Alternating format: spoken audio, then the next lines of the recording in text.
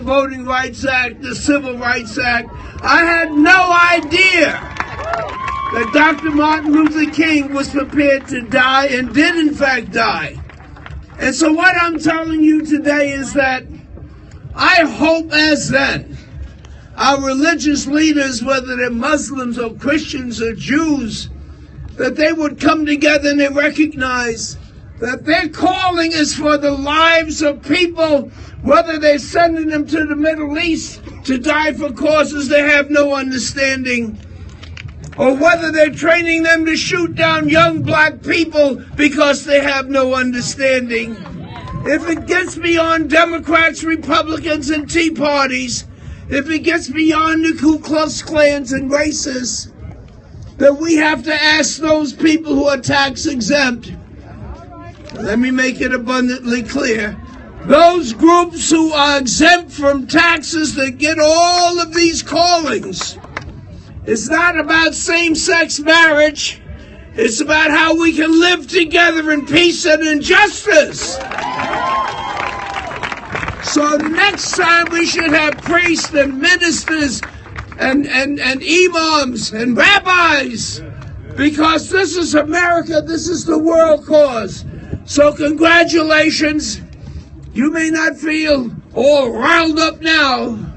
One day you should be able to tell your kids and your grandkids that you were one that marched from the city of New York, the streets of Harlem and Bedford-Stuy, and you came to your nation's capital when people were acting like they did not know what was going on in this country.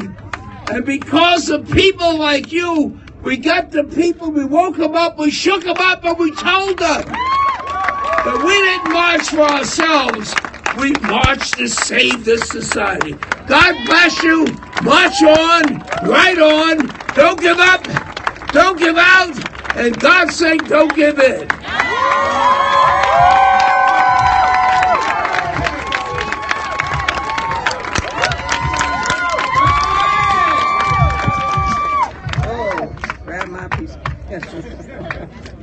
Right, wow. My leader is right. I am so privileged, Sheila Jackson Lee, honored to be able to stand here with those who can associate themselves with those who threw the tea in the Boston Harbor, or the suffragettes who marched to be able to vote, or the abolitionists who said that slavery can be no more in the 150th year of the commemoration of the 13th Amendment that said I'm a slave no more. We are Americans and you are America. And this day as you come, there should be no shame in what you are doing. America is about protests and protesters. You are to be honored for your presence here. Thank you for those tired feet. Thank you for that sunburned look. Thank you for that aspirin that you needed to take. Thank you for wondering if you could go one more step, and you said, in the name of whoever I believe in, I'm going to keep on keeping on. I admire you. I respect you. I honor you today. As I stand here today with my colleagues, I want you to know that one of the senior members who joins the esteemed Charlie Rangle, his dear friend is John Conyers, the ranking member of the House Judiciary Committee. Our ears are poised to hear you, and they're poised to address your concerns, from Michael Garner, who deserves justice, to little Tamir, who's 12 years old, to Fred Gray, who simply wanted to mind his business at 8:30 in the morning in Baltimore. The road can go on. And I'm glad to see a sign that says, my skin color should be no crime. Whether I'm white, whether I'm a pretty brown and Hispanic, whether I am Asian or South Asian, whether my religion is Muslim or other, there should be no shame. We are Americans. And what you are doing by standing under this sun and looking at the United States Capitol, you're asking people to shed their, how should I say it, their special interest armor of Republicans or Democrats or independents or other, and to be able to say, do you deserve justice? I think you do. So let me say to you, tomorrow we will be introducing again the End Racial Profiling Act to stop honoring folks because of you. Just about 48 hours ago or 3 days ago, we introduced something called the Cadet Act, which is to gather data which people do not have, police do not have, of all of the shootings in America involving law enforcement, and get the race, the gender, the age, the location, so that we can put it forward. And the same thing if civilians are engaged with police officers. Let me be very clear. You are law-abiding. You have marched these miles in a law-abiding, peaceful protest. You are in the vein of Gandhi and Martin King. May not know it, but you took your souls and you came here. And so we've introduced a legislation that will tell the naysayers and the persons who are afraid to go forward and deal with this in a scientific way. Look at the numbers. Have you met the Jersey 4 20 years ago shot on I-95? Look at the numbers. So let me close by saying we also recognize that you've got to build trust. You've got to have law enforcement accountability and retraining, and we're writing that kind of legislation. And the first one that was being introduced is a Build Trust bill. Build trust, B-U-I-L-D, not build it, but build trust. And that means that I cannot use you or you or you to make sure that I have money in my bank of my city, my village, my borough. I cannot stop you just to get a dime out of you. I cannot stop you just to be able to pay my bills. I must be able to build the trust that law enforcement is to protect and serve, and we are law-abiding citizens. I want to help them to understand it. I want to help them to go home to their families, but I want to lay down for justice for each and every one of you. This is what we're dealing with. Thank you for being here. I want you to load up around those of us who serve on the Judiciary Committee. And I just want to make mention of the outstanding members of Congress that come from New York. Hakeem Jeffries is a member of the Judiciary Committee. Greg Meeks has been fighting for you. And Yvette Clarke has been fighting for you, joining their leader, Charlie Rangle. And they have all been coming to the Judiciary Committee demanding justice for all of you. Justice! Justice! Justice! Justice! You will have it, and we will overcome.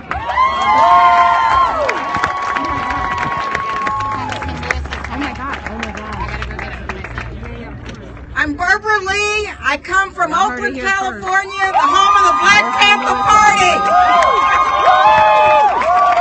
Where in the 60s and the 70s, we took on police brutality and police misconduct in a big, big way. And I want you to know, I am so proud of what you are doing today, because the work of the 60s and the 70s not only is completed for that day, but it continues for this day. And you are putting the street heat on. You are showing that the right to petition your government is still alive and well in America. So thank you, my brothers and sisters, for being here. Thank you for being here.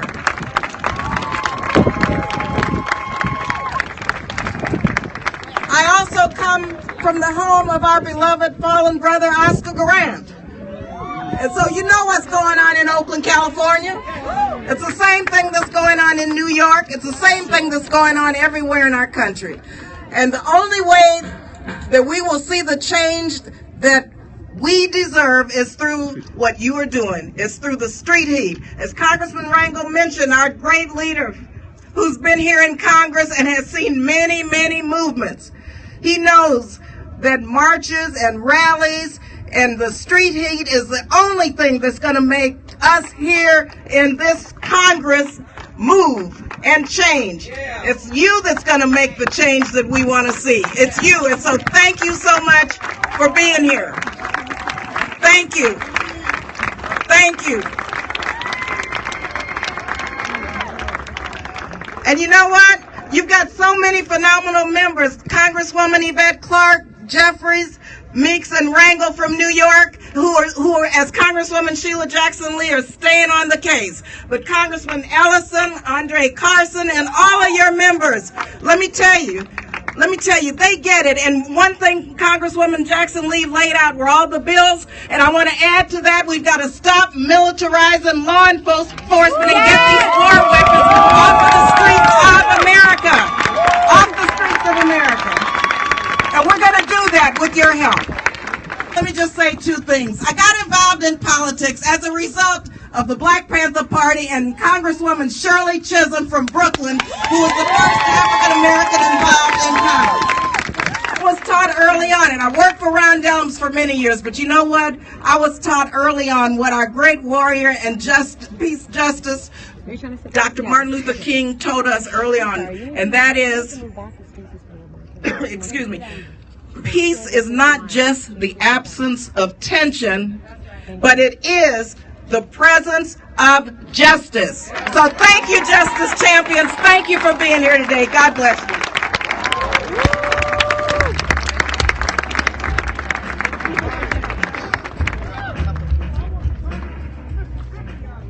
Thank you.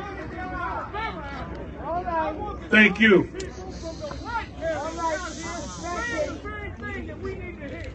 Well, thank you for that, brother. Thank you. But before we start trolling, I want to say, brothers and sisters, sisters and brothers, uncles and aunts, fathers and mothers, I want to give it up for these members of Congress, but I want to give it up for our modern day Harriet Tubmans and Sojourner Truths, Sister Carmen, Sister Linda, Sister Tamika, all of the women who are here today.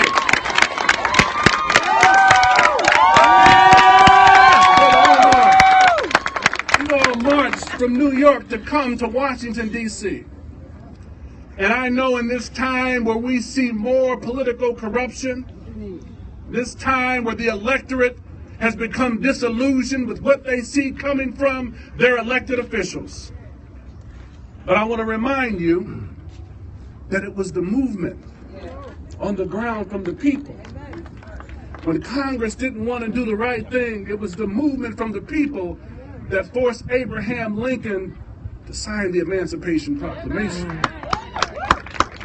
When Congress didn't want to do what it was supposed to do, it was the movement of the people that forced the President Truman in the 1940s to desegregate the military.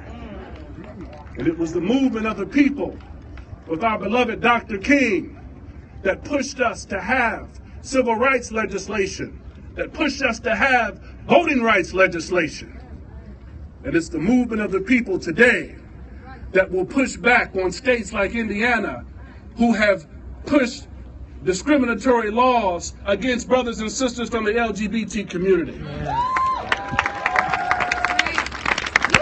It's the movement of the people and all that you've had to endure coming to Washington, D.C. Insults, but you saw mosques welcoming you, churches welcoming you. See, if you're caught up in regionalism, East Coast, West Coast, Midwest, down South, you're not ready for this movement. No. If you're caught up in colorism, light skin, dark skin, you're not ready for this movement. If you're caught up in ageism, old versus young, young versus old, you're not ready for this movement. If you're caught up in your petty nationalism and your racial mythologies, you're not ready for this movement. Because this movement is made up of all of God's people. And this is the movement that will change Congress and change the face of this society. Thank you for having us. Keep up the good fight. The Justice League. God bless.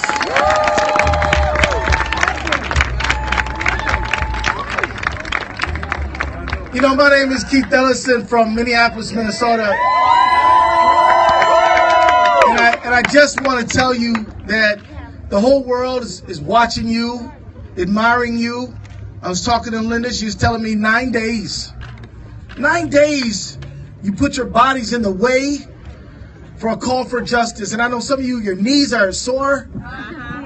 Maybe got a little sunburnt. You know what I mean? Maybe you put your body in the way, you sacrificed yourself for the cause of justice. And this is the way, unfortunately, the progress is made. People got to make a little bit of sacrifice to make things better.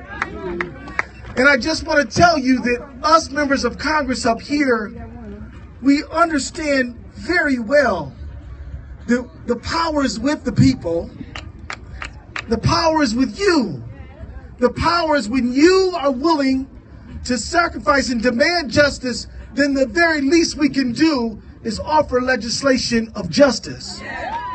The very least we can do is put forward legislation that will reflect what the people demand. Let me tell you, the 1965 vote wasn't just somebody's good idea that they wanted to pass because they were feeling in a good mood that day. There was a man named Jimmy Lee Jackson who was shot down by the police in Alabama. The same way that Mike Brown was shot down in Missouri. The same way that Eric Garner was choked to death in New York. These things are the same way that Rodney King was beat 58 times on videotape in Los Angeles. I mean, people would not take it, and they said, you know, you cannot kill Jimmy Lee Jackson. We're just going to not do nothing about it. And people of that time, including my brother, Charlie Rangle, and John Lewis and others, said, we're going to march. And when they tried to march, the Alabama State Troopers, there goes law enforcement again. Alabama State Troopers set upon them with dogs and guns, and then it wasn't just them. They let those the paramilitary types, the redneck hoodlum thugs, George Zimmerman, you know, the hoodlum thugs who always want to roll in, let them kind of beat on the people as well. They're little deputies, self-deputized. But I'm telling you that they did keep marching, and they did march all the way from Montgomery to Selma, and within 5 months, they won the Voting Rights Act, which is something that people say could not happen. So don't ever believe for even a moment that your sacrifice, your struggle for justice will not be rewarded. It will be rewarded. God willing, it will be rewarded. And I want you to know you are not alone, and the members of Congress, Progressive Caucus, Black Caucus, Hispanic Caucus, Asian Pacific Islander Caucus, Women's Caucus, we will be with you. We will be with you. So you should know you are not by yourself. We are going to be standing arm in arm and shoulder to shoulder with you. And if you need us to get arrested with you, as we have done, we will do it. You need us to march with you, we'll do it. We will pick in line with you. But we'll also do our job, which is to introduce legislation to protect the people, which is why we just introduced the Camera Act, which is to say we're gonna put these people on tape, so we'll have the evidence. Can you imagine what would happen in Walter Scott's case if nobody was there to show what really happened? Shot in the back 8 times. So let me just move off the stage now and just tell you that your struggle is connected with the struggle of the Fight for 15. You know that. Yeah. Your struggle is connected to the struggle for freedom. Freedom for people who are running away from these INS agents, chasing them, hiding from deportation. Yes. Comprehensive immigration now. Your struggle is a struggle for America to have a just foreign policy. A just foreign policy. We want to talk it out, not shoot it out. Diplomacy, not war.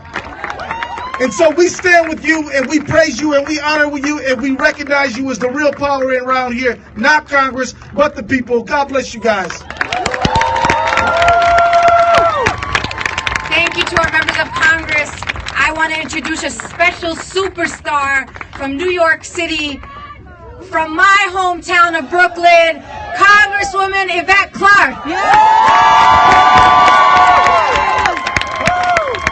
The Justice League has arrived in Washington, D.C. Let me just say to the leadership, to Brother Harry Belafonte, who was the visionary, to all of the sisters and brothers here gathered, my colleagues from Congress, that I am so honored to greet you here in Washington, D.C. I want to say to my colleagues, the cavalry has finally arrived.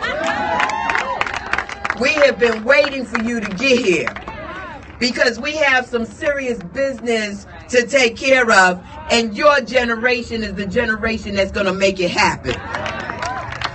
You know, I serve here with the Honorable John Lewis, and I was born just at the beginning of the Civil Rights era, so I wasn't able to be a part of the march. However, I did read the history. I do listen to John Lewis and understand that John Lewis was about your age. when he marched through Selma. Understand that he was about your age when he was organizing with SNCC. He was about your age when he confronted police dogs, police batons, Ku Klux Klan members. He was fearless. And we need another fearless generation to stand up right now. We need another courageous generation to stand up right now. Because right now in the United States of America, black lives do not matter. You can't tell me, after all we have witnessed with the gunning down of our brothers in the street, that we would wake up another day while you're marching to find that another brother has lost his life. And another brother has lost his life. And while someone was on life support because they were handcuffed and thrown into a paddy wagon, you were crossing Baltimore, this brother's life was slipping away from him. You can't say Black Lives Matter when you're not willing to make the changes that need to be made. It's just rhetoric. This is not about talking the talk, it's about walking the walk. And the Justice League have walked from New York to D.C. because we mean business.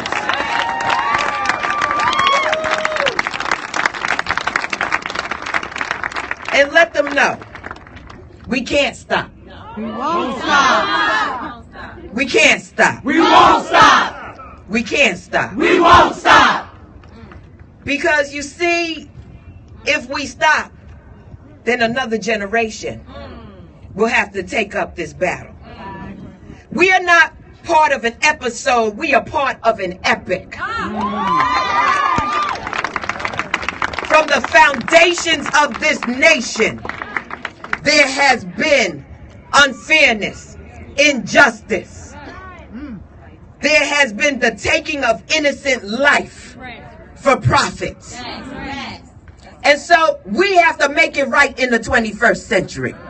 And we need a generation of courageous folk to stand up, to march, to do whatever needs to be done to turn this situation around.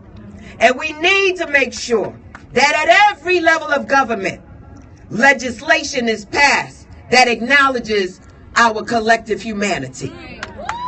Our collective humanity. And when they see me, they see a human being. When they see you, they see a human being. And we are treated according to our collective humanity. So to each and every one of you, I'm so proud, so honored to greet you here in our nation's capital, because we can't stop. We won't stop. We can't stop. We won't stop. Power to the people. Let's keep it going.